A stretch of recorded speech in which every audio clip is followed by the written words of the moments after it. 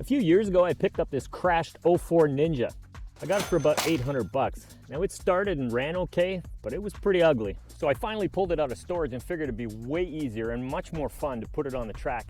Once we got it up on the stands, I took the wheels off and we could have a good look around. There were no cracks and it wasn't bent, so we were good to go. Then I just put some new brake pads on, front and back, changed out all the fluids. Then I found a nice set of Pirellis and pushed them on the rims using the Nomar tire changer.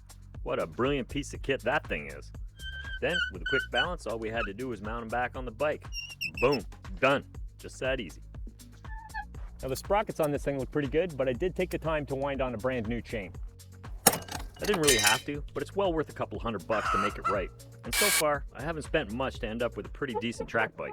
If you just want to have fun doing track days, you don't have to spend heaps of money. It doesn't have to be pretty, and it really doesn't have to be all that fast. But if you're bent on putting coin into any sort of performance upgrade, focus on suspension. That's where your money will do the most good. Then it's all about the minor stuff, you know, new grips, cable routing, check some torque settings, stand around and talk bikes with the boys, have a celebratory ale with the boys, and then with the snap of the finger, you're at the track.